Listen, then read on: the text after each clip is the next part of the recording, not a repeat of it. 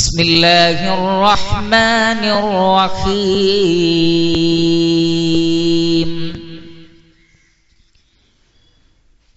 أفغير دين الله يبغون وله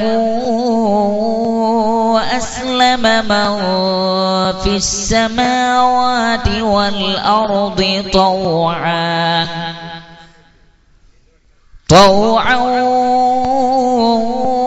وكرها وإليه يرجعون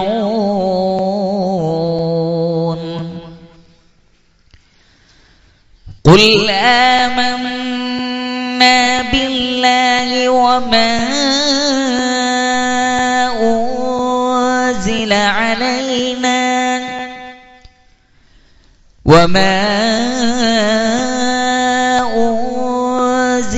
على إبراهيم وإسماعيل وإسحاق ويعقوب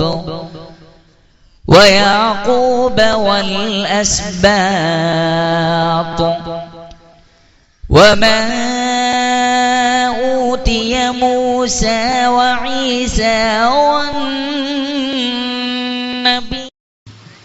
السلام عليكم.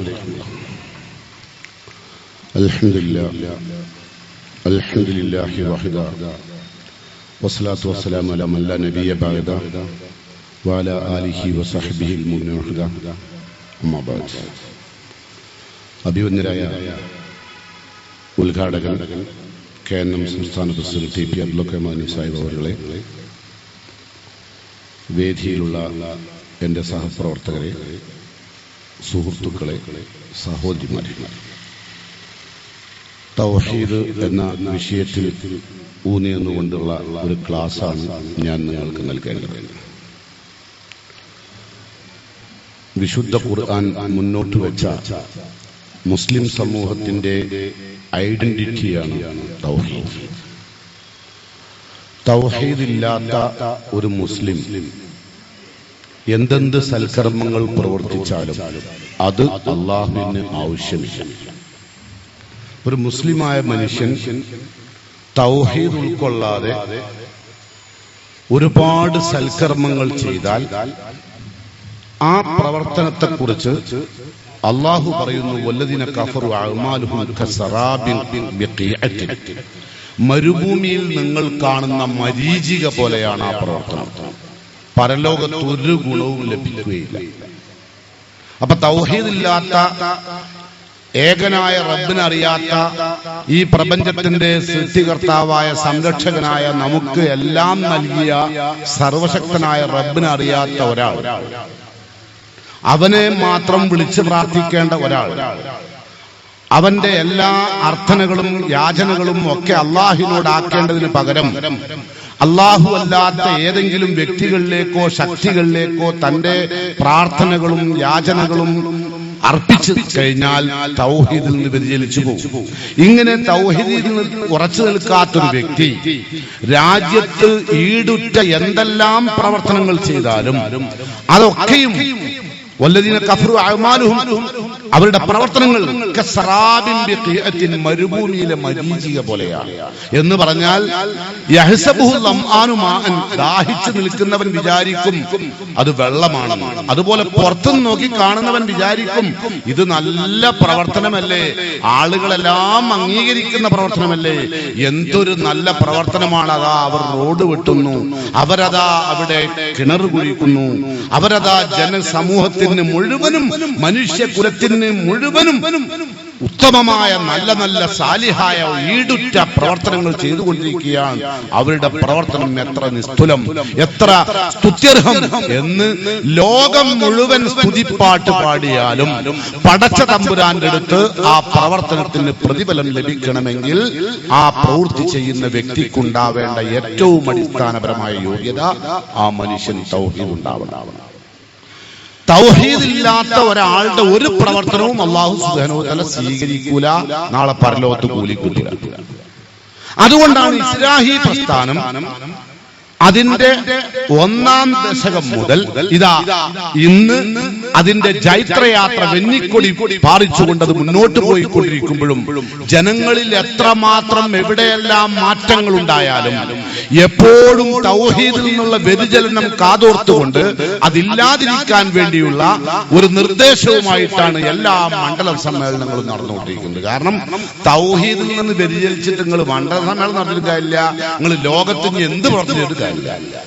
എന്താ മനസ്സിലായോ? ഇത് ഖുർആന്റെ അടിസ്ഥാനപരമായ തത്വമാണ്. അപ്പൊ നമ്മൾ ഈ തൗഹീദ് തൗഹീദ് എന്ന് പറഞ്ഞ് ഏകനായ റബ്ബിനെ ആരാധിക്കുക കേൾക്കുന്നവർക്ക് തന്നെ ഒരു ജായി പൊറുതിയെടുത്ത് തുടങ്ങും അല്ലെ? ഖുർആൻ ഒരു ആവർത്തി വായിക്കുന്ന ആൾക്ക് ചിലപ്പോൾ തോന്നും ഇത് 24 മണിക്കൂർ ഏതായത്തിൽ നോക്കിയാലും തൗഹീദ് ഇല്ലാത്ത ഒരു സംഭവം ഇല്ല. ഉണ്ടോ? ഏതെങ്കിലും ഒരു ആയത്ത് തൗഹീദ് ഇല്ലാത്ത വിശദീകരിക്കുന്നുണ്ടോ? ഖുർആനിൽ എല്ലാ ആയത്തും. അപ്പൊ ഈ തൗഹീദ് അങ്ങനെ പറയുമ്പോൾ ചിലവർക്ക് എന്തിനത്ര മാത്രം അള്ളാഹു പ്രാധാന്യം കൊടുത്തത്? നിങ്ങൾക്കറിയാം 114 അധ്യായം അതിൽ 91 മക്കിയും 21 മദനിയ 23 മദനിയുള്ളൂ. 91 അധ്യായത്തിന് അള്ളാഹു എടുത്ത കാലാവധി 13 കൊല്ലമാണ്. ആ 91 അധ്യായം അവതരിപ്പിക്കാനുണ്ടായ കാലഘട്ടം. അപ്പൊ അതിൽ മുഴുവനും വിശ്വാസപരമായ കാര്യങ്ങൾ ചർച്ച ചെയ്യുക. 13 കൊല്ലക്കാലം കഴിഞ്ഞ് 10 വർഷത്തെ 23 അധ്യായങ്ങളിലാണ് കർമ്മപരമായ പ്രവർത്തനങ്ങൾ അള്ളാഹു വിശദീകരിക്കുന്നുള്ളൂ. അതിന്റെ അർത്ഥം വിശ്വാസം ശരിപ്പെടാത്ത തൗഹീദ് ശരിപ്പെടാത്ത ഒരു വ്യക്തിയുടെയും ഒരു അമലും അള്ളാഹുവിന് ആവശ്യമില്ല. അപ്പൊ അതുകൊണ്ട് തൗഹീദ് ഉൾക്കൊള്ളുക.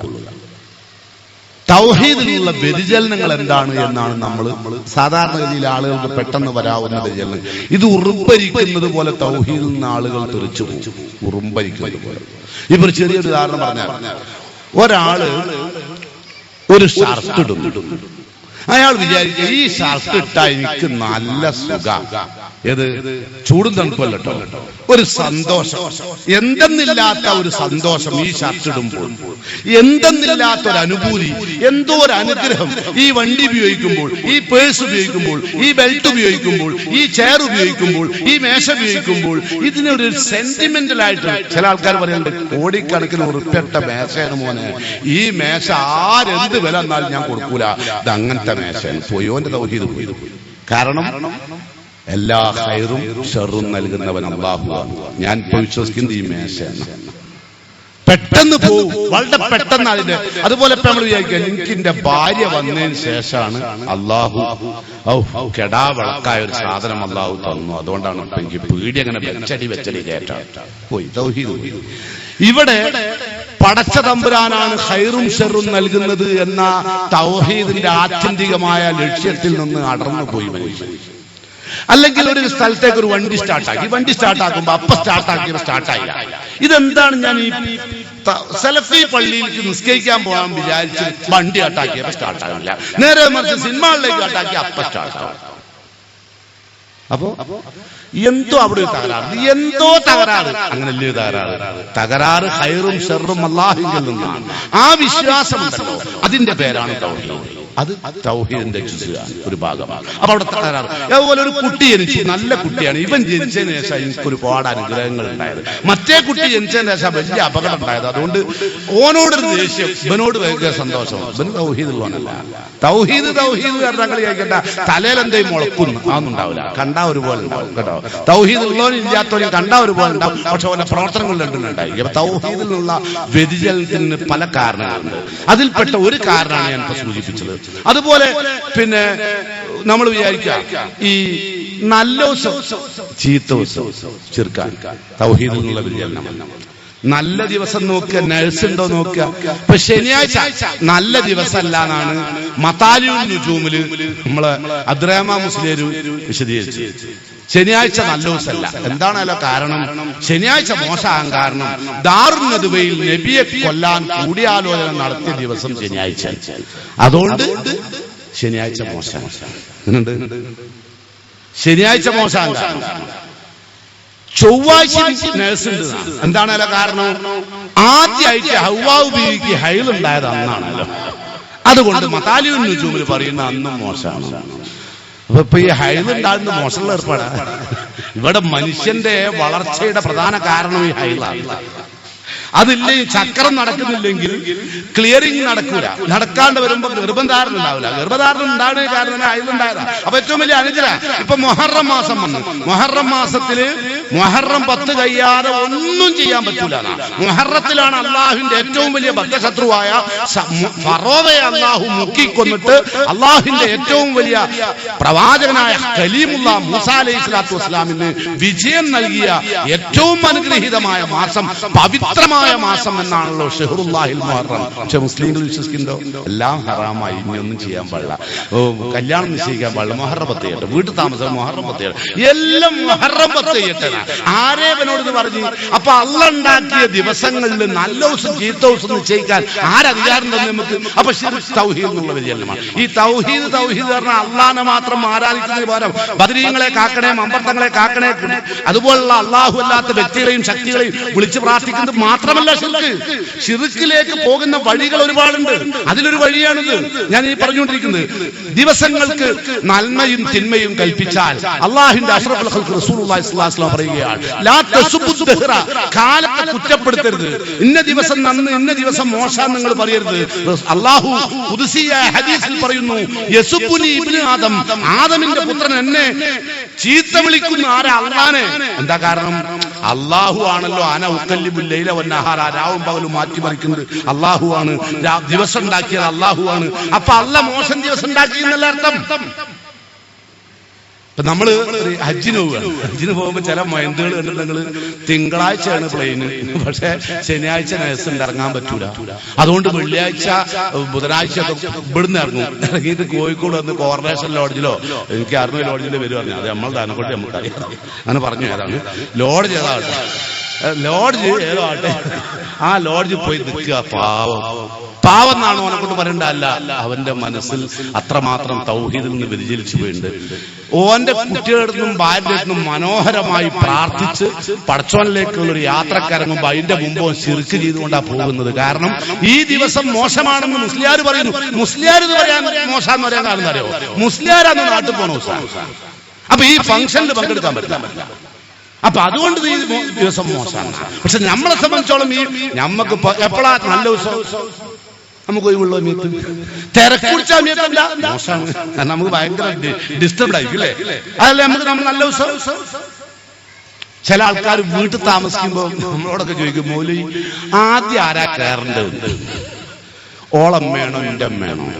ആര് കേറിയാലും കേറിയ മോശമാണെങ്കിൽ വലിയ കാര്യമൊന്നും പയില്ലോ. ചിലര് ചോദിക്കും, നമ്മൾ മുസ്ലിം കേറിയാലോ? അള്ളാന്റെ കണ്ടാണല്ലോ. ശിർക്കിലേക്ക് പോണ വഴി നോക്കണം. അള്ളാന്റെ മുസീഫ് വെച്ചിട്ട് അതിലേക്ക് കയറിയാലോ? ഈ ലോറിയിൽ മുസീഫ് കൊണ്ട് അവിടെ ഇറക്കിയിട്ട് കാര്യമില്ല. ഈ അല്ല നല്ല അല്ലെങ്കിൽ ഈ ആദ്യം തൗഹീദ് ഉണ്ടാക്കാൻ നോക്ക്, എന്നിട്ട് മുസീഫ് കയറ്റൊന്നും കയറ്റില്ല കേട്ടോ.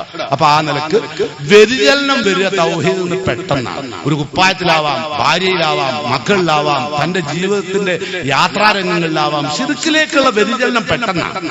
ഒരു വണ്ടിയാവാം കാരണം, ഒരു പേഴ്സ് ആവാൻ കാരണം, കാരണങ്ങൾക്ക് പ്രത്യേകതൊന്നുമില്ല. പെട്ടെന്ന് തോന്നുകയാണ് ഇവിടെ തിരക്കുകളിലാണ്. ഇന്നതാ എന്റെ തകരാറ്. എന്റെ ജീവിതത്തിൽ അള്ളാഹു എന്തെല്ലാമാണോ നിശ്ചയിച്ചത്, ആ നിശ്ചയിച്ചതൊക്കെ എന്റെ ജീവിതത്തിൽ നടക്കും.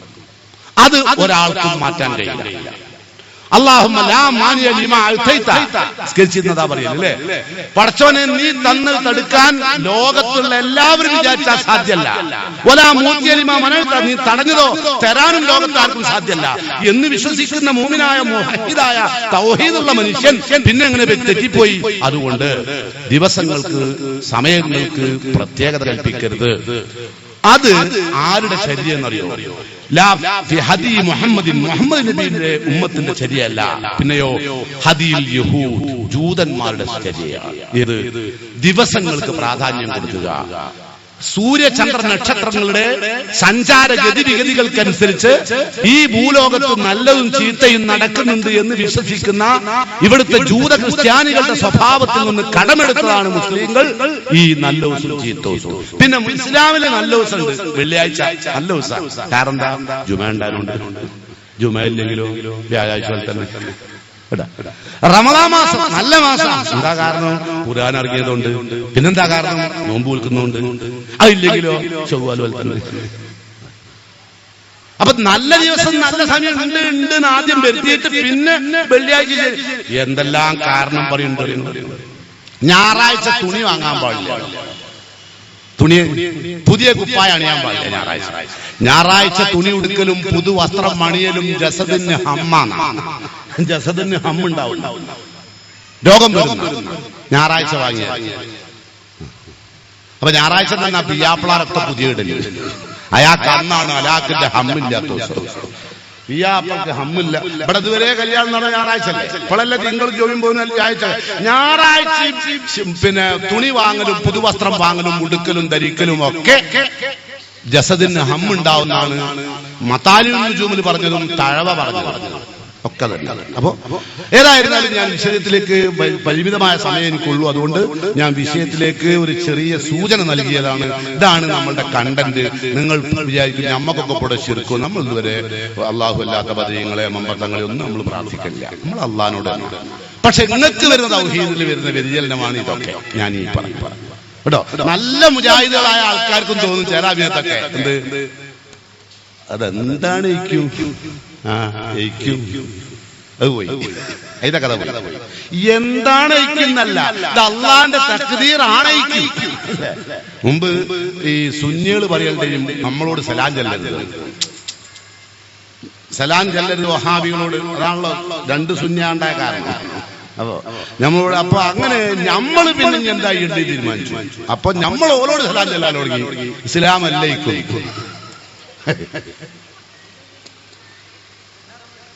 കാരണം ഓൽ രണ്ടുകൂട്ടരും തീരുമാനിച്ചു നമ്മളോട് സലാം ചെല്ലണ്ട. അപ്പൊ നമ്മൾ പിന്നെ അങ്ങോട്ട് എങ്ങനെ ചെയ്യും? ഇസ്ലാം അല്ലൈക്കും. അതുപോലെ ഇതെന്താണ് ഇതെന്താ അങ്ങനെ വരാൻ കാരണമേക്കും കേട്ടാ? ഒരു കാരണമില്ല, അള്ളാന്റെ തഖ്ദീറാണ്. അതാണ് തൗഹീദ്. അപ്പോ തൗഹീദിന്റെ വെള്ളി വെളിച്ചത്തിലേക്ക് ചില കാര്യങ്ങൾ ഞാൻ നിങ്ങളുടെ ശ്രദ്ധയിലേക്ക് കൊണ്ടുവരികയാണ്. ഇവിടെ തൗഹീദിനുള്ള ഏറ്റവും വ്യതിചലിപ്പിക്കാനുണ്ടായ ഏറ്റവും വലിയൊരു കാരണം ഇവിടുത്തെ ഖബറുകൾ. മുസ്ലിം സമൂഹത്തിൽ ഇപ്പൊ നമ്മൾ അവിടെ ഇങ്ങോട്ട് വരുന്നോട്ട് പള്ളിനേക്കാൾ വലിയൊരു ജാറം കാണുന്നുണ്ട്. നല്ല പെയിന്റ് അടിച്ച് വൃത്തിയാക്കി വെച്ച സ്ഥലം ഏതാ ഞാൻ കാറിന് വരുമ്പോ കണ്ട സ്ഥലം പള്ളിനേക്കാൾ നല്ല ഉഷാറാക്കി വെച്ചു. മുമ്പ് നമ്മളെ general secretary AP Abdul Khader ഡൽഹിയിൽ ഒരു യാത്ര പോയി. EP ഉണ്ടോ എനിക്ക് അറിഞ്ഞൂടാ, യാത്രയുണ്ടെന്നോ എനിക്ക് അറിഞ്ഞൂടാ. അതായത് AP ഉണ്ട്. അപ്പൊ AP പള്ളിയിൽ നിസ്കരിക്കുമ്പോ നിസ്കരിക്കുന്നതിന് തൊട്ടടുത്ത് ചെരുപ്പ് വെച്ചാ നിസ്കരിക്കുന്നത്. അപ്പൊ നിസ്കാരം കഴിഞ്ഞപ്പം പുറത്തേക്ക് ഇറങ്ങുന്ന വഴിക്ക് ഒരു ജാറ്. അപ്പം AP ചെരുപ്പും പിടിച്ച് പുറത്തേക്ക് ഇറങ്ങിയപ്പോ ചെരുപ്പേറ്റ് അങ്ങോട്ട് പോകാൻ പാടില്ല. അള്ളാന്റെ പള്ളിയിൽ ചെരുപ്പേറ്റ് കയറിയവര് ജാറത്തിന്റെ അടുത്തേക്ക് പോകും, ചെരുപ്പേറ്റ് പോകാൻ പാടില്ല. അപ്പൊ AP ചോദിച്ചു ഹുദാസെ പടുക്കർ ഖ്വാൻ ഫാൻ, പിന്നെ ആരാന്ന് വേറെ അറിയിക്കാൻ APന്റെ പിന്നാലെ ആളാണ്. പടച്ചവനേക്കാൾ വലിയവൻ ആരാന്ന APന്റെ ചോദ്യം. ആരാന്ന് കാണിച്ചു തരാന്നാ ഓര് പറയുന്നത്. പിന്നെ ഓടടാ ഡൽഹി കൂടെ AP ചെരുപ്പും കൈ പിടിച്ച് ഓടിയത് AP ഓർമ്മിക്കാർക്ക് എന്ന് പറഞ്ഞാൽ തൗഹീദിന് വേണ്ടിയിട്ടുള്ള ഓട്ടം, മാരത്തോൺ ഓട്ടം. പിന്നിൽ ശിർക്കിന്റെ പൈതാളികൾ, മുന്നിൽ KNM സംസ്ഥാന സെക്രട്ടറി ചെരുപ്പുമായി. ഇതൊരു തമാശക്ക് പറഞ്ഞതല്ല, ഇതിന്റെ ഉള്ളിലൊരു കാര്യമുണ്ട്. മക്ബറകൾ വല്ലാതെ മക്ബറകൾ മനുഷ്യനെ തൗഹീദിലേക്ക് കൊണ്ടുപോയി, ശിർക്കിലേക്ക് കൊണ്ടുപോയി. നിങ്ങൾ ഖുർആനില് ഏതെങ്കിലും ഇപ്പോ ഇബ്രാഹിം നബി അലൈഹി സ്വലാത്തു വസ്സലാമിനെ അള്ളാഹു 27 അധ്യായങ്ങളിൽ 69 സ്ഥലങ്ങളിൽ അള്ളാഹു ഇബ്രാഹിം നബിന്റെ തന്റെ ഭൂമിയിലെ കൂട്ടുകാരനായ ഇബ്രാഹിം നബിന്റെ പേര് പറഞ്ഞിട്ടുണ്ട്.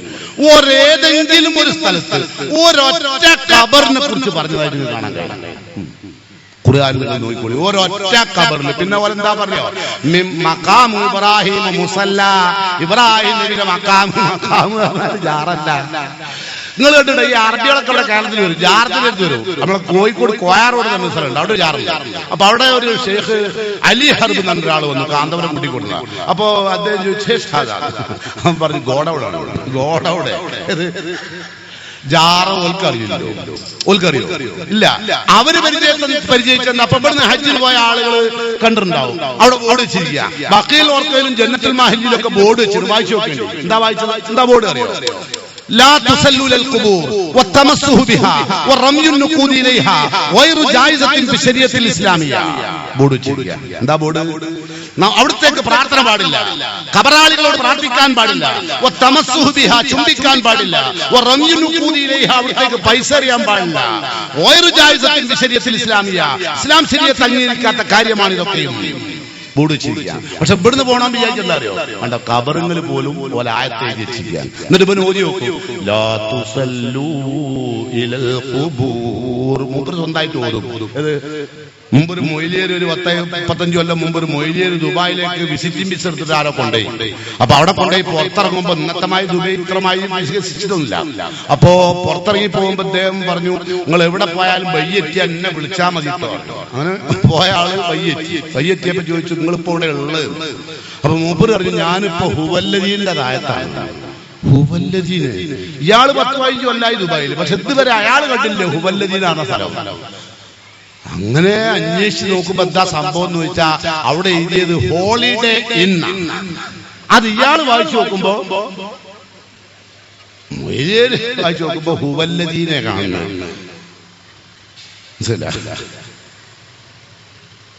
ഒരു ഭാഷാപരമായി അദ്ദേഹത്തിന് മനസ്സിലാക്കിയത് അത്ര അദ്ദേഹത്തിന്റെ പോരായ്മയും പറഞ്ഞല്ല. അപ്പൊ ആ നിലക്കുള്ള ഒരു സമീപനമാണ് അവിടെയുള്ള ബോർഡും വായിച്ചു നോക്കിയിട്ടുണ്ടാകുക. അവിടെ എന്താ ബോർഡ് വെച്ചത്? ഇവിടെ മാഹിയിൽ കുഞ്ഞിപ്പള്ളി എന്ന സ്ഥലമുണ്ട്. അവിടത്തേക്ക് 105 നാണയം ഒരാൾ കുഞ്ഞിപ്പള്ളിയിൽ അയാൾ മുജാഹിദാണ്. ഈ 5 നാണയം നീർച്ചാക്കിയ ആൾ ഇപ്പം മുജാഹിദാ.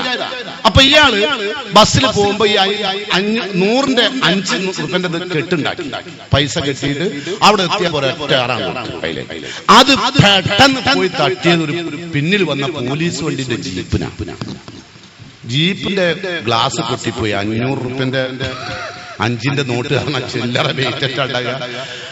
പോലീസ് ഓടിച്ചിട്ട് പിടിച്ച് വണ്ടി ഓട്ടിക്കുന്നത്. 3 ദിവസം സ്റ്റേഷനിൽ എടങ്ങറായതിനു ശേഷം അയാൾ പറയാ, അങ്ങനെയാണ് ഈ മുജാഹിദായ മതി, ഈ ഒരു ബുദ്ധിമുട്ടിരിക്കുന്നുണ്ടാവില്ലേ. അങ്ങനെയാണ് അയാൾ ചിന്തിക്കാൻ തുടങ്ങിയത്. ഈ പൈസ കോലത്തിലാണുള്ളപ്പോ മുജാഹിദാണ്ടി വന്നത് അല്ലേ. അയാള് സത്യത്തിൽ ശിർക്കിലേക്ക് എറിഞ്ഞ പൈസ തൗഹീദിലേക്ക് അള്ളാഹു എടുത്തു. അത് അള്ളാഹുവിന്റെ തക്ബീർ കേട്ടോ. അത് ചില ആൾക്കാർ മുജാഹിദാടിന് കാരണങ്ങൾ കേട്ടോ, പല കാരണങ്ങളുണ്ട്. അതിലൊരു കാരണമാണ് ഇപ്പൊ പറഞ്ഞത്, പണം നമ്മൾ അങ്ങോട്ട് വലിച്ചെറിഞ്ഞു പാടില്ല. നബി സല്ലല്ലാഹു അലൈഹി വസല്ലമ ഇങ്ങനെ ഒരു ഖബർ ഒരു കാരണവശാലും ഖബർ തൗഹീദിന്റെ ശത്രുവാണെന്ന് ബോധ്യപ്പെട്ട പ്രവാചകൻ അള്ളാഹുവിന്റെ ഖബർ, പ്രവാചകന്റെ ഖബർ പോലും അള്ളാഹുവിന്റെ പ്രവാചകൻ പറഞ്ഞു, അല്ലാഹുമ്മ ലാ തജ്അൽ ഖബരി വസ്നൻ യുഅബദ്. പടച്ചോന്റെ എന്റെ ഖബറിനെ നീ ആരാധിക്കപ്പെടുന്ന ഒരു കേന്ദ്രമാക്കി മാറ്റരുതേ തമ്പുരാനെ എന്ന് അഷ്റഫുൽ ഖൽഖ് റസൂലുള്ളാഹി സ്വല്ലല്ലാഹു അലൈഹി വസല്ലം പ്രാർത്ഥിക്കുകയാണ്. കാരണം തൗഹീദിനുള്ള ഏറ്റവും വലിയ വ്യതിചലനത്തിന്റെ കാരണക്കാരൻ ഖബറാണെന്ന് ബോധ്യപ്പെട്ടതുകൊണ്ടാണ് റസൂലുള്ളാഹി സ്വല്ലല്ലാഹു അലൈഹി വസല്ലം തന്റെ ഖബർ പടച്ചോനെ ആ നിലക്കാക്കരുതേ എന്ന് പ്രാർത്ഥിച്ചത് കേട്ടോ. അപ്പൊ നബി സല്ലല്ലാഹു അലൈഹി വസല്ലം ഖബറും ശിർക്കുമായി വലിയ ബന്ധമുണ്ട് എന്നത് ബോധ്യപ്പെട്ട പ്രവാചകൻ തന്റെ ഉമ്മത്തിന് വിശദീകരണം കൊടുത്തു. നഹാ റസൂലുള്ളാഹി സ്വല്ലല്ലാഹു അലൈഹി വസല്ലം അൻ യുജസ്സിൽ ഖബർ, ഖബർ സിമന്റ് ഇടാൻ പാടില്ല. വൻ യഖൂല അലൈഹി അതിന്റെ മുകളിൽ ഇരിക്കാൻ പാടില്ല. വൻ യുബ്ന അലൈഹി അതിന്റെ മുകളിൽ കെട്ടിടങ്ങൾ കെട്ടിപ്പൊക്കാൻ പാടില്ല. ഖബർ കെട്ടിപ്പൊക്കരുത്, അതിന്റെ മുകളിൽ സിമന്റ് ഇടരുത്, നിരോധിച്ചു റസൂലുള്ളാഹി സ്വല്ലല്ലാഹു അലൈഹി വസല്ലം. എന്ന് മാത്രമല്ല പൂർവിക സമൂഹം മുഴുവനും തൗഹീദിൽ നിന്ന് വ്യതിചലിക്കാനുണ്ടായ കാരണവും ഇതേ ഖബർ തന്നെയാണെന്ന് റസൂൽ ഓർമ്മപ്പെടുത്തി. ഖാതലല്ലാഹുൽ യഹൂദ വന്നസാറ ഇത്തഖദു ഖുർബൂർ അംബിയാഇഹിം മസാജിദ. അംബിയാക്കന്മാരുടെ ഖബറുകൾ ആരാധനാ കേന്ദ്രങ്ങളാക്കിയതാണ് നസാറാക്കളും ജൂതന്മാരും ചെയ്ത ഏറ്റവും വലിയ തെറ്റ്. അല്ലാഹു അവരെ ശപിക്കട്ടെ, നശിപ്പിക്കട്ടെ എന്ന് റസൂലുള്ളാഹി സ്വല്ലല്ലാഹു അലൈഹി വസല്ലം പ്രാർത്ഥിക്കുകയും ചെയ്തു. ഞാൻ സൂചിപ്പിച്ചത് റസൂലുള്ളാഹി സ്വല്ലല്ലാഹു അലൈഹി വസല്ലം മുൻഗാമികളായ സമൂഹം നശിക്കാനുണ്ടായ കാരണം ഖബറുകൾ കെട്ടിപ്പൊക്കുകയും അതിന്റെ മുകളിൽ നേർച്ചകളും വഴിപാടുകളും കാണിക്കകളും എല്ലാം നിർവഹിക്കാൻ തുടങ്ങിയപ്പോൾ സമൂഹം വഴിതെറ്റിപ്പോയി എന്നാണ്. അല്ലാഹുവിന്റെ അഷ്റഫുൽ ഖൽഖ് റസൂലുള്ളാഹി സ്വല്ലല്ലാഹു അലൈഹി വസല്ലം പറഞ്ഞു, തത്തബിയന്ന സുനന മൻ കാന ഖബലക്കും ശിബറൻ ബിശിബരിൻ വദിറാൻ ബിദിറാൻ. എന്റെ ഉമ്മത്ത് മുൻഗാമികളായ ജൂതന്മാരെയും ക്രിസ്ത്യാനികളെയും ഇത്തരം പ്രവർത്തനങ്ങളിൽ ചാണിനായും മുഴത്തിന് മുഴമായും അവർ പിൻപറ്റും. ഒരു ഉടുമ്പിന്റെ മാളത്തിൽ എന്റെ പൂർവ്വ സമൂഹം പ്രവേശിച്ചിട്ടുണ്ടെങ്കിൽ അവരും എന്ത് ചെയ്യുമായിരുന്നു? അതിൽ അവരും പ്രവേശിക്കും. കുൽന, ഞങ്ങൾ ചോദിച്ചു, യാ റസൂലല്ലാഹ്, അല്ലാഹുവിന്റെ റസൂലേ, ആരാണ് മുൻഗാമികൾ? അൽ യഹൂദു വൻ നസാറ, യൂദന്മാരും നസാറാക്കളുമാണോ? ഖാല, അപ്പോൾ നബി ചോദിച്ചു, ഫമൻ, പിന്നാര്? ഇവരാണ് തൗഹീദിൽ നിന്ന് ശരിയായ വ്യതിചലനത്തിന്റെ പ്രധാന കാരണം. നമ്മൾ പൂർവ്വ സമൂഹത്തെ ബുദ്ധിയെ പണയപ്പെടുത്തിക്കൊണ്ട് നമ്മൾ പൂർവ്വ സമൂഹത്തെ ചാണായും മുഴത്തിന് മുഴമായും പിൻപറ്റിയില്ലേ? ഇപ്പൊ നിങ്ങൾ നോക്കേണ്ടി, ഓരോ അച്ഛന്മാരെയും എന്ത് ചെയ്യുന്നു? ക്രൈസ്തവ സമൂഹം പുരോഹിതനായി വാഴ്ത്തുന്നു. നമ്മളോ കാളിയാർക്ക് പ്രത്യേക തൊപ്പിയൊക്കെ വെച്ച് കാളിയാക്കി വാഴ്ത്തപ്പെടുന്നു. അവര് കേക്ക് മുറിക്കുന്നു, നമ്മളും മുറിക്കുന്നു കേക്ക് തന്നെ. ഇപ്പൊ നമ്മള് കേക്കിലേക്ക് എത്തി, മെല്ലെ മെല്ലെ എത്തി വരുന്നുണ്ട്. പൈരടയിൽ ആപ്പിളൊക്കെ മുറിച്ചിരുന്നു.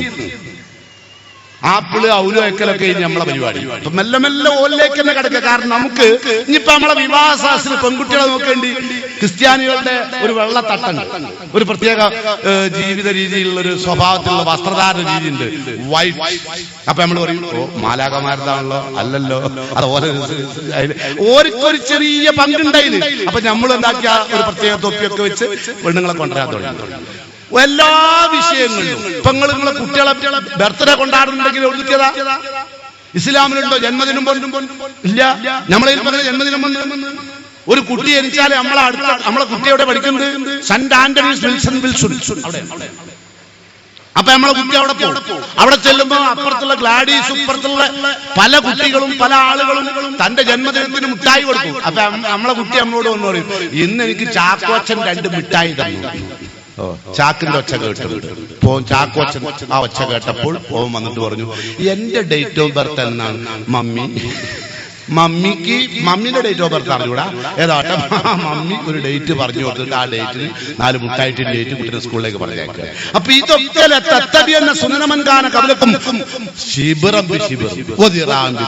ഇതൊക്കെ എത്രയോ ശക്തമായ ദീർഘവീക്ഷണത്തോട് മുഹമ്മദ് മുസ്തഫ സല്ലല്ലാഹു അലൈഹി വസല്ലമ തന്റെ ഉമ്മത്തിന് നിർദ്ദേശം നൽകിയ കാര്യങ്ങളാണ്. അതുകൊണ്ട് ശ്രദ്ധിക്കുക, നബി സല്ലല്ലാഹു അലൈഹി വസല്ലമ ഈ ഖബർ സന്ദർശനത്തെയോ ഖബർ സിയാറത്തിനെയോ അല്ല വിരോധിച്ചത്. ഇപ്പൊ ഇത് കേട്ട് പറയുമ്പോൾ എന്താ പറയാ കേട്ടോ?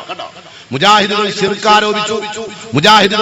ആരോപിച്ചത് ഇപ്പൊ ചെയ്തത് എന്താണെന്നറിയാമോ? നമ്മുടെ സിയാറത്ത് പോലും, ഖബർ സിയാറത്ത് പോലും ഇതുകൊണ്ട് നിന്നുപോയില്ലേ? ഇല്ല, പാടില്ല. മുജാഹിദുകൾക്ക് ഖബർ തീണ്ടിക്കൂടാത്തതല്ല. ഖബർ നബി സല്ലല്ലാഹു അലൈഹി വസല്ലം പറഞ്ഞു, നിങ്ങൾ ഖബർ സിയാറത്ത് വർദ്ധിപ്പിക്കണം. അക്സിറു ഹാദിമിൽ ലദ്ദാത്ത്, സുഖഭോഗങ്ങളെ നശിപ്പിക്കുന്ന, നമ്മളുടെ സ്വന്തം ഉപ്പയും ഉമ്മയും ഭാര്യയും മക്കളും ഒക്കെ മറമാടിയിരിക്കുന്ന ഖബറിൽ ചെന്ന് അവർക്ക് വേണ്ടി സലാം ചൊല്ലി അവർക്ക് വേണ്ടി പ്രാർത്ഥിക്കുമ്പോൾ, പടച്ചവനെ, ഈ ഭൂമിയിൽ എല്ലാ സൗഭാഗ്യങ്ങളും ഉപയോഗിച്ച് എന്നെ പോലെ ജീവിച്ച എന്റെ പിതാവിൽ 6 അടി മണ്ണിന്റെ ഉടമസ്ഥരായിരിക്കുന്നു. നാളെ ഞാനും ഇവിടെ എത്തേണ്ടവനാണെന്നുള്ള ബോധത്തോടു കൂടി അവനതാ ബോധം വരികയാണ്. മരണത്തെ കുറിച്ച് അവൻ ഓർമ്മ വന്നു. ഭാര്യയുടെ ഖബർ അവൻ അവിടെ 1000 ചുംബനങ്ങൾ അർപ്പിച്ച മാറിടത്തിലേക്ക് 3 പിടി മണ്ണ് വാരിയിട്ട് നടന്നു പോയവൻ പിന്നീട് അവിടേക്ക് വന്നില്ല. അതാണ് ഇമാം ഖസാലി പറഞ്ഞത്,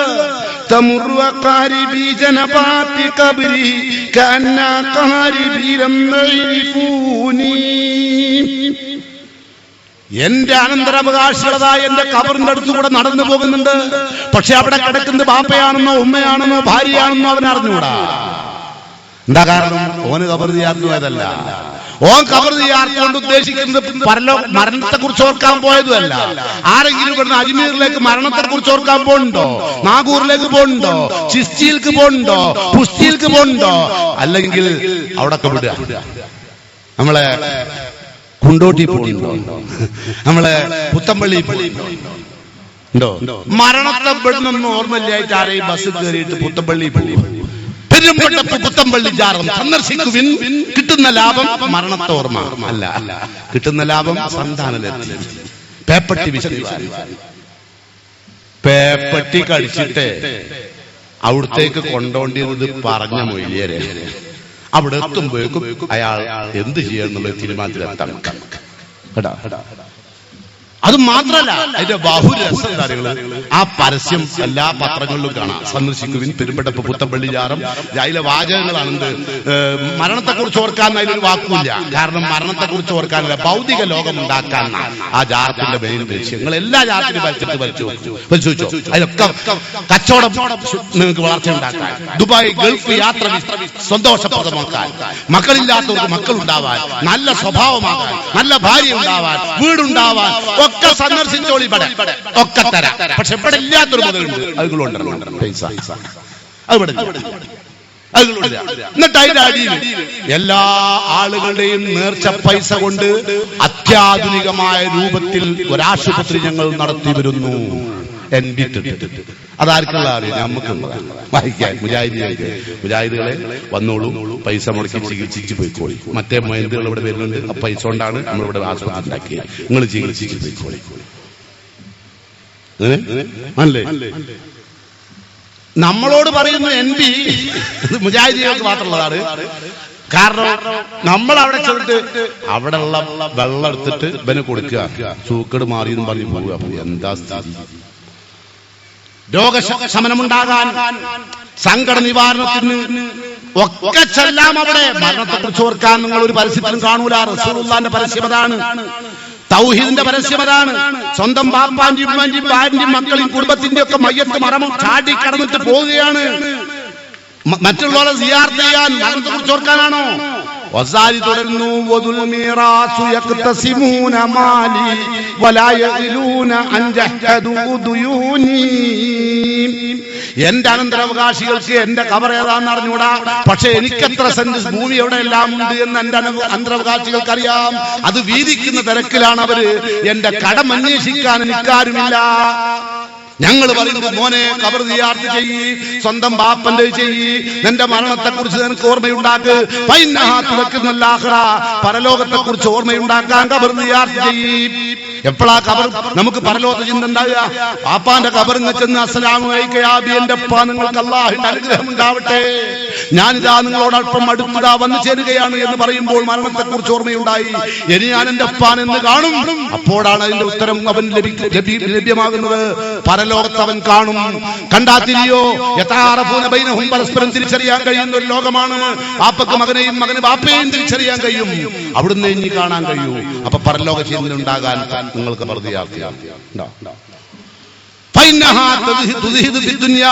ഇഹലോക വിരക്തി ഉണ്ടാക്കാൻ ഖബർ സിയാറത്ത് ചെയ്യണം. ഇഹലോകത്തിനോട് വിരക്തി ഉണ്ടാകാൻ. ഇവിടെ നമ്മള് ഗൾഫിന്റെ കച്ചവടം ശരിയാകാനാണ് വ്യത്യാസം. രണ്ടും രണ്ടാണ്. ഒന്ന് തൗഹീദിലേക്കുള്ള യാത്ര. ഇന്ന ഹാദാ സിറാത്തി മുസ്തഖീമ, വിശുദ്ധ ഖുർആനാണ് അല്ലാഹുവിന്റെ ചൊവ്വായ തൗഹീദിലേക്കുള്ള മാർഗം. ആ മാർഗത്തിൽ വിശദീകരിക്കുന്നത് ഖബർ സിയാറത്ത് നിങ്ങൾ ചെയ്യണം, സുന്നത്താണ്. അങ്ങനെ കുറെ കാലം നമ്മൾ ഇങ്ങനെ വിശദീകരിച്ചപ്പോ കുറെ ആളുകൾ പറഞ്ഞു, ഇപ്പോ മുജാഹിദീങ്ങൾ ഈ മണ്ഡല സമ്മേളനം ഇതുപോലെ ഇതിപ്പോ തുടങ്ങിയ മണ്ഡല സമ്മേളനം എന്നല്ല, നിങ്ങൾ തെറ്റിദ്ധരിക്കണ്ട. ഇതൊക്കെ ഞങ്ങൾ വളരെ നേരത്തെ ഏർപ്പാട് ചെയ്തിരുന്ന പരിപാടിയാണ്. ഇപ്പൊ ജനിച്ചോൾക്ക് തോന്നും ഇപ്പം തുടങ്ങിയാണ്, വളരെ മുമ്പേ ഉള്ള. എന്നെപ്പോലുള്ള ആൾക്ക് വളരെ മുമ്പേ ഉള്ള, ടീമിനെ പോലുള്ള ആളുകൾ കഴിഞ്ഞ് മുമ്പുണ്ടാവും കേട്ടോ. അപ്പോ ഞങ്ങളൊക്കെ ഈ രംഗത്ത് ഓടി നടക്കുന്ന ആദ്യ കാലഘട്ടത്തിൽ വളരെയധികം പ്രയാസങ്ങൾ അനുഭവിച്ചു. ഒരുപാട് പ്രയാസങ്ങൾ. പ്രത്യേകിച്ച് ജാറങ്ങളൊക്കെ ഉള്ള സ്ഥലങ്ങളിൽ പ്രസംഗിക്കുക എന്ന് പറഞ്ഞാൽ ഭയങ്കര ഭീതിജനകമാണ്. കാരണം അതിനായിട്ട് പ്രത്യേകം വിഭാഗം ആളുകൾ തയ്യാറാക്കിയത് ഒരുക്കി നിർത്തിയിട്ടുണ്ടാവും. അങ്ങനെ നമ്മൾ ആ മരണഭയമൊക്കെ മാറ്റിവെച്ചിട്ട് നമ്മൾ ശക്തമായി ഇതിനെതിരെ പ്രതികരിച്ചു, തൗഹീദ് ജനങ്ങളിൽ സ്ഥാപിക്കാൻ വേണ്ടി. കാരണം എന്താ, നാളെ പരലോകത്ത് എന്തെങ്കിലും ഒരു ഗുണം അവരുണ്ടാവണമെങ്കിൽ ഏറ്റവും ചുരുക്കം അഷ്റഫുൽ ഖൽഖ് റസൂലുള്ളാഹി സ്വല്ലല്ലാഹു അലൈഹി വസല്ലമയുടെ ഒരു ശഫാഅത്തെങ്കിലും അവന് ലഭ്യമാകണമെങ്കിൽ, ഖിയാമത്ത് റസൂലുള്ളാഹിന്റെ ഒരു ശുപാർശ അവന് ലഭ്യമാകണമെങ്കിൽ, മൻ ഖാല ലാ ഇലാഹ ഇല്ലല്ലാഹ് ഖാലിസൻ മിൻ ഖൽബി നഫ്സിഹി, മനസ്സിന്റെ ഉള്ളറയിൽ തട്ടിയ നിലക്ക് തൗഹീദ് ഉണ്ടെങ്കിൽ മാത്രമേ അല്ലാഹുവിന്റെ റസൂലുള്ളാഹിന്റെ ഒരു ശഫാഅത്ത് അവന് ലഭ്യമാവുകയുള്ളൂ. അതുകൊണ്ട് അതിലെങ്കിലും രക്ഷപ്പെടാനുള്ള ഒരു മാർഗം എന്ന നിലക്ക് ഞങ്ങൾ തൗഹീദ് പ്രബോധനം ആരംഭിച്ചു. അന്ന് വളരെ മുമ്പ് ഈ തൗഹീദിന്റെ ശത്രുക്കളായ ആളുകൾ പറഞ്ഞു, ദാ കണ്ടോ, ഇപ്പോൾ സിയാറത്ത് നിന്നുപോയിരിക്കുന്നു ഒരു ശബ്ദം.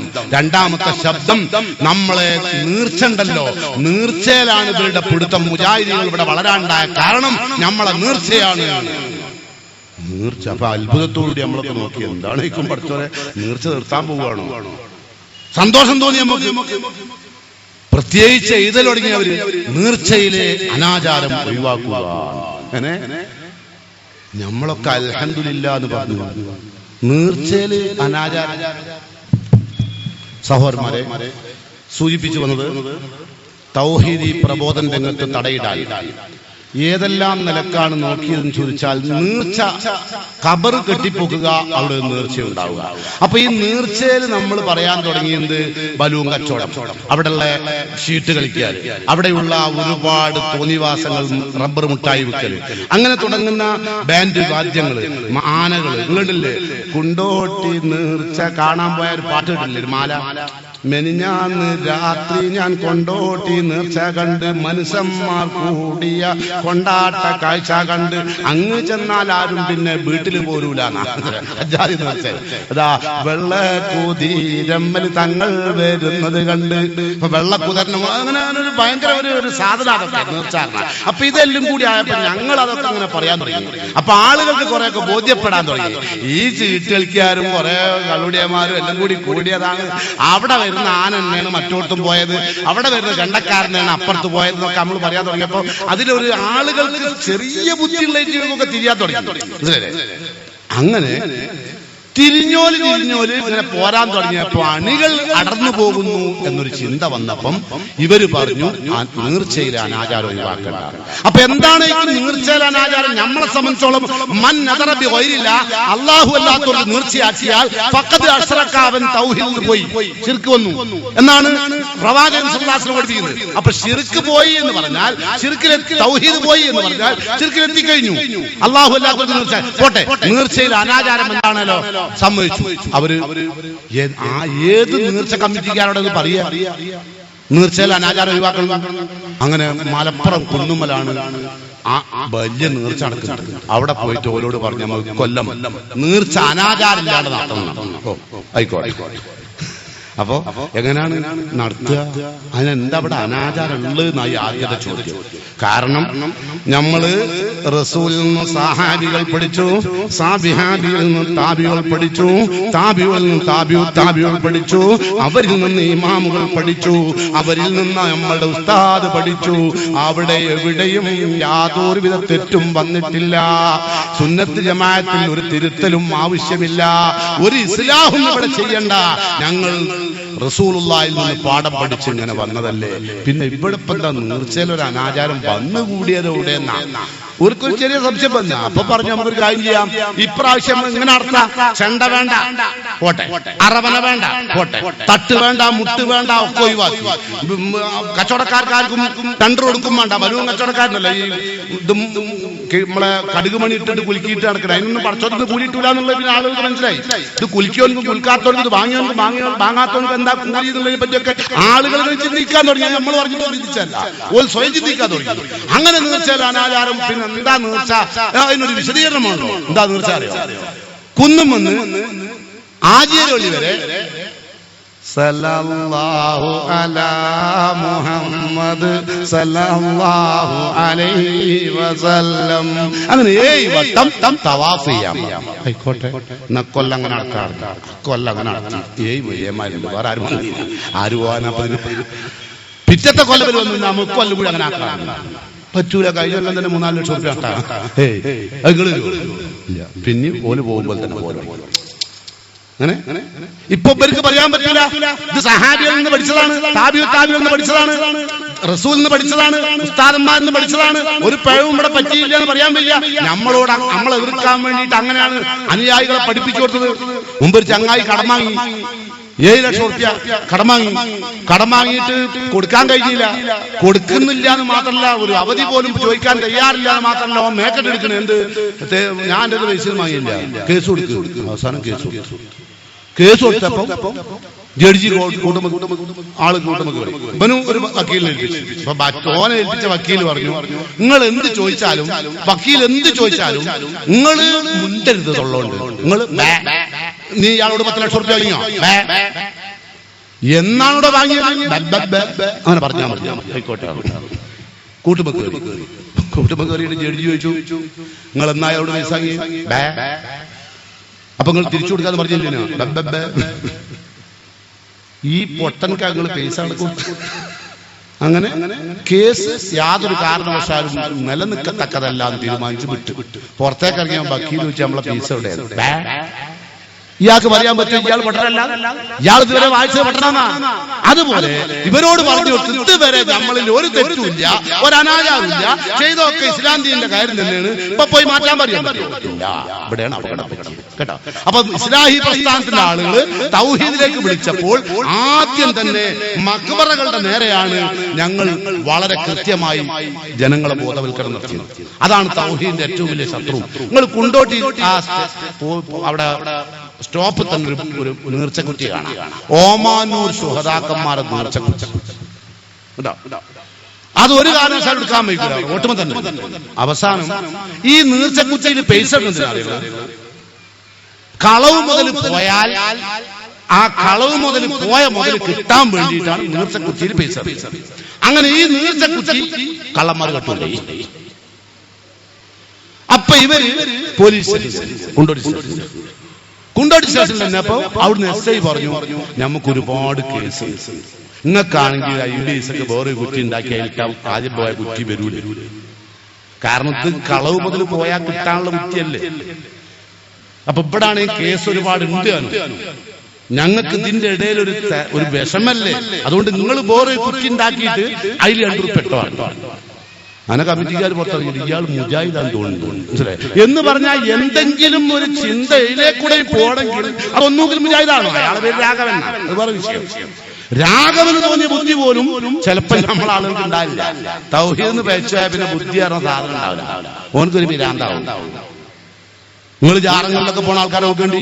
കോഴിക്കോട് ചങ്ങായി ഒരു ദിവസമുണ്ട് കുറ്റിപ്പുറത്ത് ഇങ്ങനെ നിൽക്കുന്നു, ഒരു BA കാരനാണ്. അപ്പൊ എന്താ ഓന്റെ കയ്യിൽ ഒരു മുള്ളുള്ള ഇല. അപ്പൊ ഞാൻ ചോദിച്ചു, മോനെ ജോലിനാ വരുന്നത്? ഞാൻ മൊനമ്പത്ത് ബീവിന്റെ അവിടെ നിന്ന്. എനിക്ക് മനസ്സിലാക്കി മുള്ളുള്ള ഇല ഉണ്ടാകുന്ന അവിടെ നിന്ന് വരികയാണ്. ഞാൻ വെച്ച് മൊനമ്പത്ത് ബീവി നിങ്ങളാരാ? നിങ്ങൾക്കറിയില്ല? അല്ല എനിക്കറിയില്ല. നിങ്ങളെ അമ്മായിമേ? അല്ല. നിങ്ങൾക്ക് മൊനമ്പത്ത് ബീവിനെ അറിയില്ല? ഇല്ല. നിങ്ങൾ മുജാഹിദാണോ? അടുത്ത മൊനമ്പത്തെ ബീവിനെ അറിയില്ല, പിന്നെ മുജാഹിദാണ്. അപ്പൊ ഞാൻ ചോദിച്ചു, മൊനമ്പത്തെ ബീവി എന്താണ് മോനെ? അപ്പൊ നിങ്ങൾ മുജാഹിദല്ലേ? എന്റെ ഒരു ഏട്ടൻ്റെ മുജാഹിദ്, അതുകൊണ്ട് നിങ്ങളെ കൂടെ നടന്നാൽ ശരിയാവില്ല, നിങ്ങളെ കൂടെ നടന്നാൽ ഞാനും പേച്ചു. നിങ്ങൾ ഏത് വണ്ടിയിലാണ് കയറുന്നത് ചോദിച്ചു. ഞാൻ മലബാറിനാണ്. അപ്പൊ ഞാൻ എന്നാലില്ല, കാരണം വണ്ടി മറിയുന്നു. പിരാന്തായിക്കുന്നുണ്ട്. BA വരെ പഠിച്ചു. അതാണ് വിശ്വാസവും വിവരവും അറിവും തമ്മിലുള്ള വ്യത്യാസം കണ്ടങ്ങൾ. അവസാനം ഇവൻ കയറുന്ന കമ്പാർട്ട്മെന്റിൽ ഞാൻ കയറും തീരുമാനിച്ചു. എന്നാ വണ്ടി ഒന്ന് മറക്കാം എന്നുള്ളവർക്ക് ഞാനും ഓന്റെ പിന്നാലെ കൂടി ഓൻ കയറിയ കമ്പാർട്ട്മെന്റിൽ ഞാൻ കയറി നടക്കൽ തുടങ്ങി. ആളുകൾ ഇങ്ങനെ കിടക്കുകയല്ലേ, രാത്രിയല്ലേ, ചാടി കിടക്കണം ആളെ, ഞാനും ചാടി കിടക്കണം. എന്ത് വന്നാൽ വേണ്ട തൗഹീദിലേക്ക് കൊണ്ടുവന്നിട്ട് അടങ്ങുന്നുള്ളവർക്ക് ഞാനും പയ്യാലെ കൂടി. ഏകദേശം വിവരം ഉണ്ടായതുകൊണ്ട് പയ്യാലെ കൂടി. കോഴിക്കോട് എത്തുമ്പോഴേക്കും മോനെ ഞാന് ഒരു സ്ഥലത്ത് കെട്ടി. ഇന്നിപ്പോ പുതിയ പള്ളിയിൽ 1ാമത്തെ സെസ്സിൽ 18 കൊല്ലായിട്ടുണ്ട് മുന്നിലെ സെസ്സിൽ. എന്ന് പറഞ്ഞാൽ ശിർക്ക് വന്നു കഴിഞ്ഞാൽ ഭ്രാന്താവും. അതാണ് ഇതിന്റെ പ്രത്യേകത. ശിർക്ക് വന്ന് തൗഹീദിൽ നിന്ന് എപ്പോ വ്യതിചലിക്കുന്നു അത് ഭ്രാന്തിലേക്കാണ്. അത് ആർക്കായാലും ഇപ്പോ മുമ്പൊക്കെ തൗഹീദ് ഉൾക്കൊള്ളുന്ന പള്ളിയിൽ തൗഹീദ് ഉൾക്കൊള്ളാൻ പള്ളിയിൽക്കാരെയും പോകുമായിരുന്നു. ഇല്ല, നട്ടുച്ചക്ക് പോണ്ടോ, പൊട്ടിണ്ടാവും.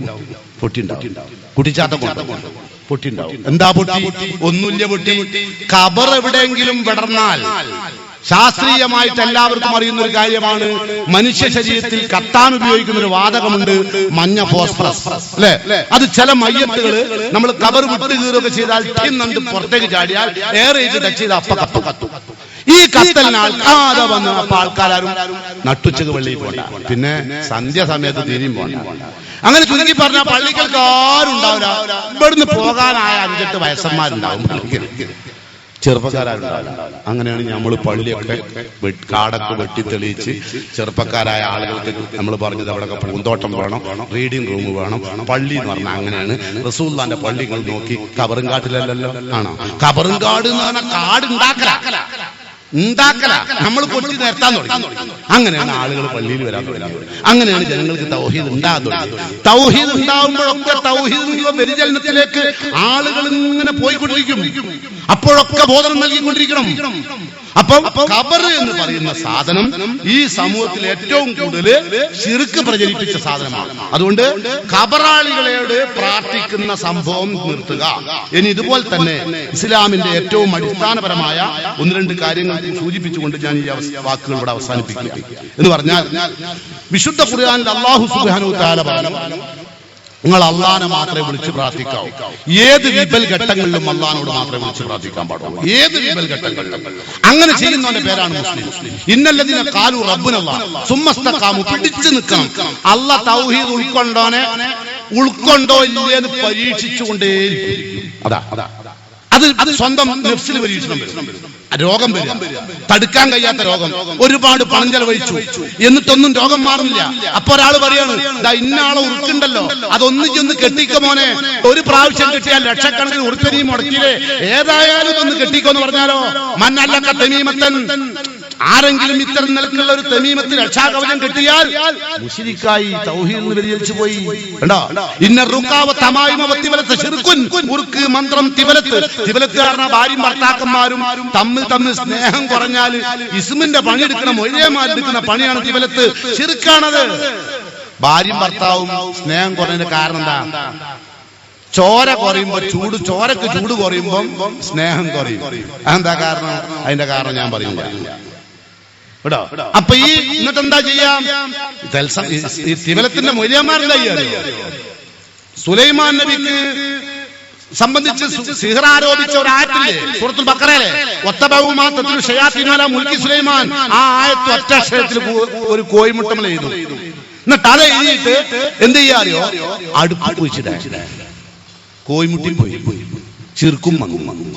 അങ്ങനെ ആ കോയിമുട്ട വിയ്യാപ്പൾക്ക് പുരിയും കൊടുത്തിരുന്നെങ്കിലോ ഒരു ലേശം കൂടി ചോര വരികയില്ല. അപ്പൊ സ്നേഹം കൂടി. അപ്പൊ നമ്മൾ പറഞ്ഞു തിന്നാൻ കൊടുത്തില്ല. പിന്നെ അധികം കോയിമുട്ട വന്നപ്പോഴോ പിയാപ്പിൾക്ക് മൂലക്കുരും വന്നു. പൈൽസ് വരാനുള്ള പ്രധാന കാരണം എന്താ? ഏതോ ഒരു വിദ്വാൻ കണ്ടുപിടിച്ചതാ പിയാപ്പിള വന്നാ കോയിമുട്ട വീങ്ങാന്നുള്ളത്. എനിക്കറിഞ്ഞൂടെ ആരും കണ്ടുപിടിച്ചാൽ. അതിന്റെ വിഷയമായിട്ട് ബന്ധമില്ലാത്തതുകൊണ്ട് ഞാൻ അതിലേക്ക് കിടക്കുന്നില്ല. 3 കോയിമുട്ട അടുപ്പിച്ച് പുഴുങ്ങിയിട്ട് തോലൊഴിച്ച് വെച്ചാൽ പൈൽസ് പോലെ ഉണ്ടാവും. നോക്കേണ്ടി പ്ലേറ്റിൽ ചെറിയ സാസനം വെച്ച് നോക്കേണ്ടി എന്നാ മനസ്സിലാവും. ഏതോ ഒരു ബിരുദനായ അമ്മായി ഏതായാലും പോവുകയാണ് ആ മൂലക്കുരു അറ്റച്ചിട്ട് കൊടുത്തതന്നെ. അപ്പൊ ഏതായിരുന്നാലും ഇത്തരത്തിലുള്ള ശിർക്ക്പരമായ പ്രവർത്തനങ്ങളിൽ നിന്നെല്ലാം മുക്തരായി ജീവിക്കാൻ അതിലേറ്റവും സുപ്രധാനമായ വശം എന്താ? പരീക്ഷണത്തിന്റെ തീച്ചൂളയിലേക്ക് കടക്കും തൗഹീദ് വന്നാൽ. ഒരു ലോകത്തെ ഏറ്റവും നല്ല മനുഷ്യന്മാർക്കാണ് ഏറ്റവും കൂടുതൽ പരീക്ഷണം കേട്ടോ. അത് നിങ്ങൾ ആദ്യം അറിഞ്ഞു. നിങ്ങൾക്ക് എത്രമാത്രം തൗഹീദ് കയറിയിരിക്കുന്നു അത്രമാത്രം പരീക്ഷണം. അശദ്ദുൽ ബലാഗ് അൽ അംബിയ, ഏറ്റവും വലിയ പരീക്ഷണം അംബിയാക്കന്മാർക്കാണ്. അത് കഴിഞ്ഞാൽ മൂമിനീങ്ങൾക്കാണ്. മനസ്സിലായോ? മൂമിനീങ്ങൾക്ക് പരീക്ഷണം എന്തിലൊക്കെ വരും? സ്വന്തം നഫ്സിൽ. വിശ്വാസിക്കും തൗഹീദ് ഉറച്ചോ ഇല്ലേന്ന് അല്ലാഹു പരീക്ഷിച്ചുകൊണ്ടിരിക്കും. ഫീ നഫ്സിഹി, അവന്റെ സ്വന്തം ശരീരം, വവലദിഹി, അവന്റെ മക്കൾ, വമാലിഹി, അവന്റെ പണം, ഒക്കത്തിലും അല്ലാഹു പരീക്ഷിക്കും. ഹത്താ യൽഖല്ലാഹു തആല അലൈഹി. ഒരു പാപവുമില്ലാതെ ഇങ്ങനെ പരീക്ഷിച്ചിട്ട് അവിടൊക്കെ വിജയിച്ചാൽ ഒരു പാപവുമില്ലാതെ പരലോകത്ത് കണ്ടെത്താൻ അല്ലാഹനെ കണ്ടുമുട്ടാൻ കഴിയും. തൗഹീദിന്റെ പ്രത്യേകത. പരീക്ഷണം വന്നു, രോഗം വന്നു, മരിച്ചു പോയാലും ഉറുക്ക് കെട്ടൂല, നൂല് കെട്ടൂല, ഇല്ല.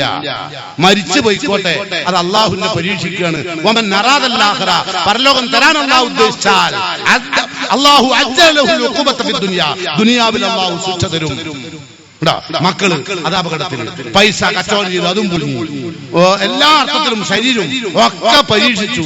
എന്നിട്ടാണ് അള്ളാഹു തൗഹീദ് ഒരാൾക്ക് തരുള്ളൂ. എന്നിട്ടായിരുന്നു സ്വർഗം തരുള്ളൂ.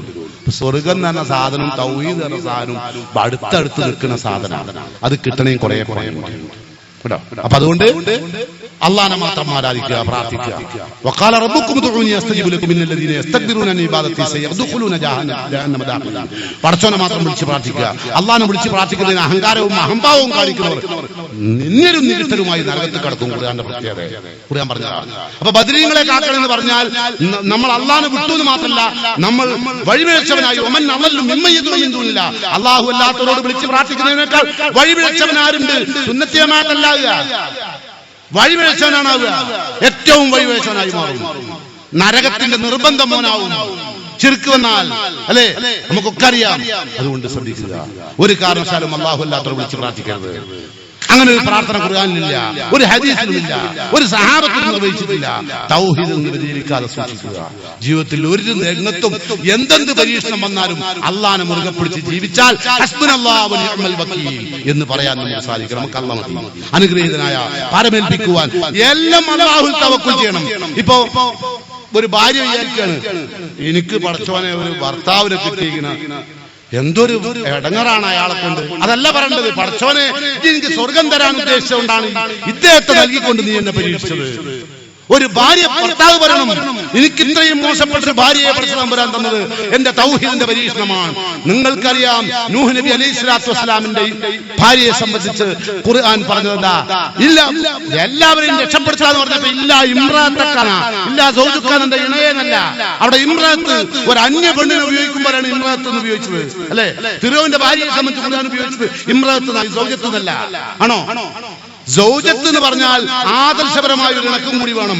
അപ്പൊ ഒരു ഭാര്യ തൗഹീദിലില്ല, നിങ്ങൾക്ക് ഭയങ്കര ഇടങ്ങറ് പല നിലക്കും. ഇപ്പൊ നിങ്ങള് ചികിത്സിക്കുകയാണെങ്കിൽ നിങ്ങളെ ഭാര്യ പറയും, നിങ്ങൾ സംഗതി മുജാഹിദൊക്കെ ആയിക്കോളി, ഞാനൊന്ന് ബീവിന്റെ അടുത്തൊന്ന് പോയിട്ട് ഒരു ഉറുക്ക് നിങ്ങൾ കെട്ടണ്ട, ഞാൻ ഇവിടെ തൽക്കാണ്ടോട്ട് വെച്ചാൽ. അപ്പൊ നിങ്ങൾ കുറെ അവശനായി കിടക്കുകയാണെങ്കിൽ, കൊല്ലാ പൈസയും പോയി കിടക്കുകയാണെങ്കിൽ നിങ്ങൾ എന്താ പറയും?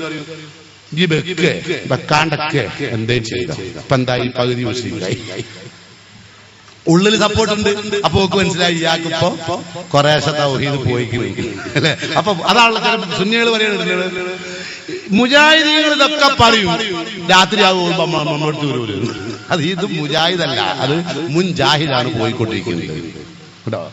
മുജാഹിദ് മരിക്കും, മരണം മുഖാമുഖം കണ്ടാലും തൗഹീദ് വ്യതിചലിക്കൂല കേട്ടോ.